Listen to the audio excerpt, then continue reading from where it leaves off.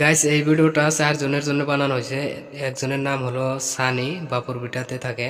আর একজনের নাম মুস্তাফিজুর, সে থাকে পিএসসি। আর একজনের নাম দিলীপ বর্মন, বাড়ি কই জানি না।